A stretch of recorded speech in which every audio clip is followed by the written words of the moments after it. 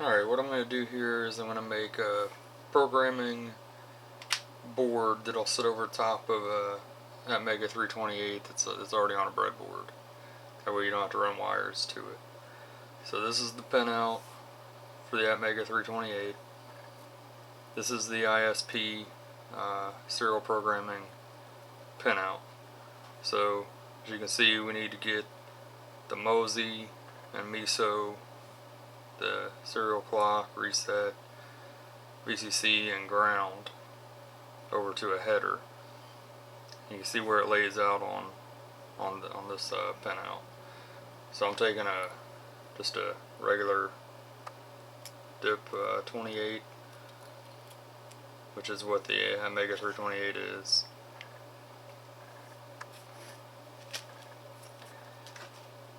I'm just using this as a reference. I'm taking a regular header strip here. I use my cutters to push the pin all the way through so it sits like this, so it's flush on top.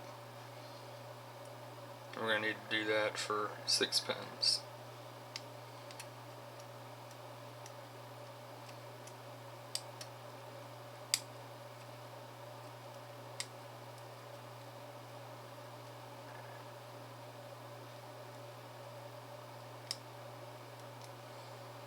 Alright, and we can see reset is out there on its own. Be a pin for that. Our VCC and ground are together, so that'll be 2 pins for that. Our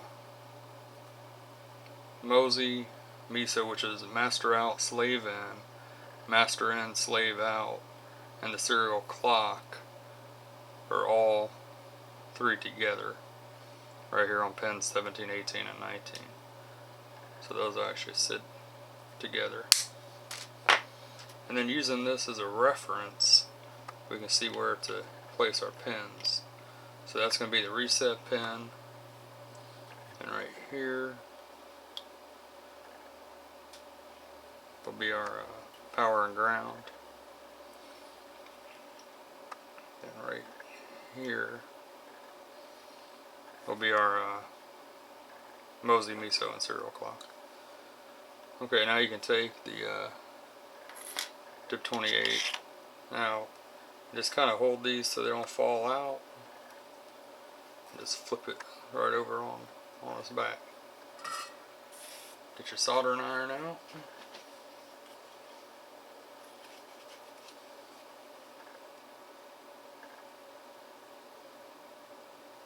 Go ahead and solder all this up.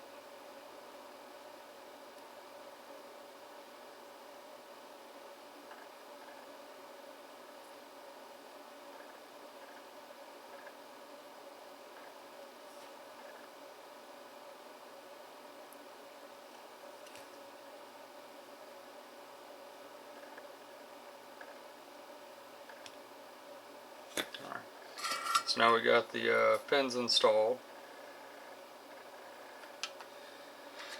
And we'll go ahead and set up to make our actual 6-pin interface for our programming cable to plug onto.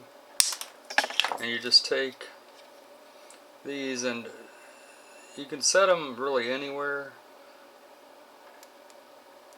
but you might do good to keep it where it doesn't sit over top of the IC, because you know we're going to be plugging this onto a breadboard over an IC.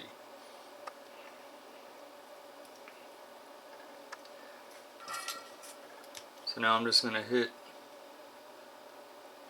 1 pin there and 1 pin on this one, because you can see they're not all the way in.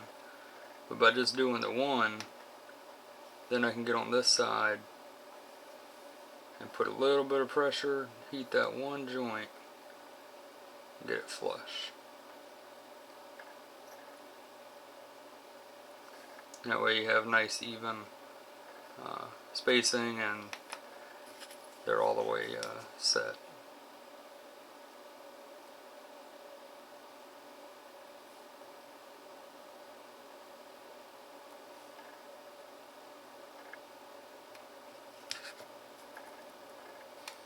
Alright.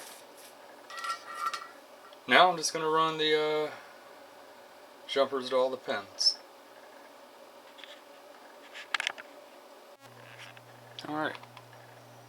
As you see, run the connections now. On the ends, I put some headers, but those are just supports. They're not electrically connected to anything. So here we have our Atmega 328P on the breadboard. We have our power rails coming in. It's a 10K pull-up resistor for the reset line. We'll go ahead and line up our board here. Press that into place.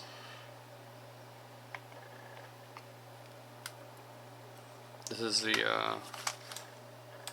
Atmel Ice.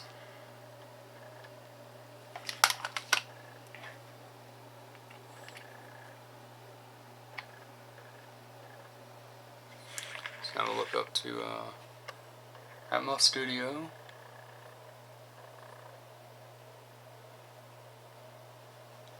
I'm just going to go to programming.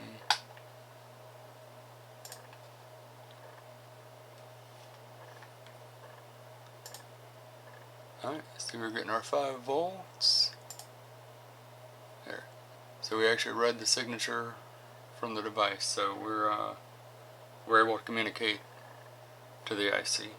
And if you see, there's still enough room on either side to run your wires to all your external devices, so you could actually leave this board in place. So this is just one option. Here's another option you could do. This has the microcontroller on it with the power indication, and it'll indicate basically when the reset line gets pulled low, so you can tell if you're communicating. And it's got the header on it, and you actually just plug this right into the breadboard, and then you can get to either side.